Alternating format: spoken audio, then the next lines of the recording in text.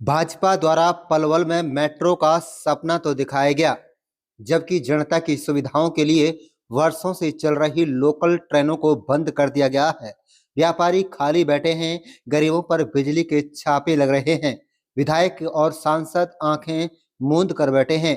इन शब्दों के साथ पूर्व मंत्री एवं कांग्रेस के कद्दावर नेता करण सिंह दलाल ने ब्राह्मण धर्मशाला में आयोजित विशाल कार्यकर्ता सम्मेलन में भाजपा पर जमकर तंज कसे। आप देख रहे हैं पलवल ब्यूरो रिपोर्ट।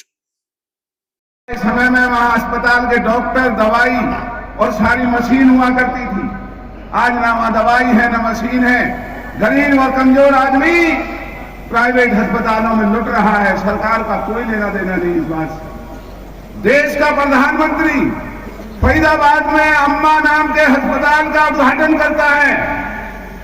लोगों के अंदर एक उम्मीद जागृत हुई थी कि भाई अगर मोदी जी ने इस बड़े अस्पताल का उद्घाटन किया है तो शायद गरीब लोगों का ठीक तरीके से इलाज हो जाएगा।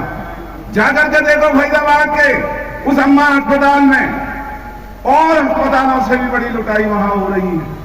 और अगर कोई बोलता है तो बाउंसरों से पकड़ करके उसको बेइज्जत करते हैं, जबरन उनकी जेबों से पैसा निकाला जाता है। क्या यही राजधर्म है? क्या यही सरकार के काम है? सबसे ज्यादा कैंसर की बीमारी हमारे इलाके में, सबसे ज्यादा ब्लड प्रेशर, दांत की बीमारी, आंत की बीमारी हमारे इलाके में। हमारे इलाके की धरती पर आने वाला जो पानी है वो जहरीला है। वही पानी हमारे स्रोत में लग रहा है, वही पानी हमारी फसलों में लगता है, वही फसलों को हम और आप खा रहे हैं। हमारे इलाके की बीमारी की तरफ सरकार का कोई ध्यान नहीं। कर्मचारी भाई जाते हैं, कर्मचारी भाइयों की पिटाई होती है। अगर किसान मंडी के अंदर अपनी फसल बेचने के लिए जाते हैं, उनसे दस्तावेज मांगे जाते हैं, उनसे पोर्टल की बात की जाती है। आज जो हमारा दुकानदार भाई है, शहरों में जाकर के देखो, दिन में बैठे बैठे ऊँघ रहे होते हैं।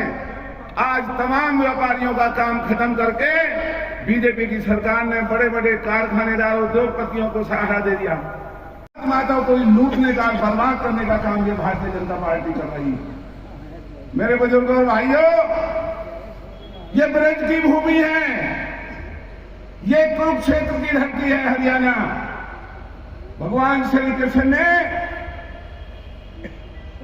जो इस भूमि पर संदेश दिया था, जो इनके कहने से अपनी धर्मपत्नी को छोड़ दिया था, आज सारा देश रो रहा है। अडानी को, अंबानी को बीजेपी की सरकार उन्हें छोड़ नहीं रही है, बल्कि पूरी दुनिया का सबसे बड़ा रईस अडानी को बनाने में पूरी भारतीय जनता पार्टी की सरकार लग रही है। भला हो हमारे किसान यूनियन के हमारे नेता भाई महेंद्र चौहान और उनके साथी यहां आए हुए हैं, वो भी बोलते, लेकिन समय की वजह से हम पलवल में मेट्रो लेकर के आएंगे। लानत है ऐसी सरकार को जो 33 रेल हमारे राज्य में होडल से, पलवल से फरीदाबाद होती दिल्ली हमारे इलाके के कमेरे वर्ग को लेकर के जाया करती थी। बिना कारण बताए वो रेल आज भी बंद है।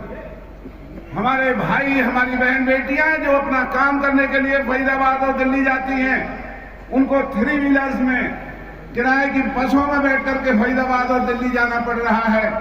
अरे मेट्रो लाने की तो तुम्हारी औकात नहीं। कम से कम ये तो बताएं कि पलवल होडल के लोगों ने क्या कसूर किया है जो इन रेलों को इन्होंने बंद कर रखा है। क्यों नहीं ये रेल चलाई जा रही जो कम कीमत में बिना प्रदूषण फैलाए लोग अपने कामकाज पर पहुंचे और शाम को वापस अपने घर आए। से इस इलाके की जिम्मेवारी हमारे ऊपर रही। कोई एक भाई बताए अगर किसी के घर में कोई बिजली के कर्मचारी छापा मारने गए।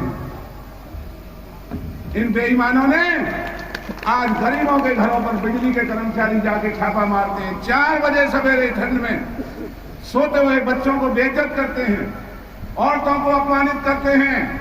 गरीबों के घरों में बिजली के छापे पड़ रहे हैं। कारखानों में सरेआम बिजली की करोड़ों रुपए की चोरी है। वहां कोई बिजली का अधिकारी या कोई हमारा विधायक या सांसद ये कहने की हिम्मत नहीं रखता कि कारखानेदार चोरी क्यों कर रहे हैं बिजली की। और अगर हमारे बच्चे ने बल्ब लगा लिया तो कई कई हजार के जुर्माने लगाए जाते हैं। बड़े बड़े उद्योगपति लाखों करोड़ों रुपए लेकर के देश छोड़ करके भाग गए, उनके खिलाफ कोई कार्रवाई नहीं, उनके कर्जों को माफ किया जाता है। हमारे बुजुर्गों की पेंशन जिन बैंकों में, क्या बीजेपी की सरकार को शर्म नहीं आती? क्या हमारे चुने हुए विधायक और सांसद जो कसम खाया करते थे कि इलाके की आबरू को बचाने का काम करेंगे, कहां है वो गुलाम? कोई कॉलोनी काट रहा है, कोई पेट्रोल पंप खोल रहा है, कोई दुकानें खरीद रहा है, कोई स्कूल चला रहा है, इलाका पिट रहा है। सांसद और विधायक धन कमा रहे हैं, दौलत कमा रहे हैं और ऐलान कर रहे हैं कि चुनाव आएगा तो करोड़ों रुपए की दारू बांटेंगे, करोड़ों रुपए के साड़ियां बांटेंगे, करोड़ों रुपए की मिठाई बांटेंगे। मेरे बुजुर्गों और भाइयों, वैसे 1 लाख तो नहीं कहता, लेकिन मैं अपील करता हूं आपसे, इन बेईमानों का इस चुनाव में इनका पैसा भी खर्च करवाना, इनकी साड़ियां भी देना, इनकी मिठाई भी लेना और इन्हें इनकी हैसियत ऐसी दिखा देना जो दोबारा से हमारे इलाके के साथ कोई इस तरह की गद्दारी ना कर सके।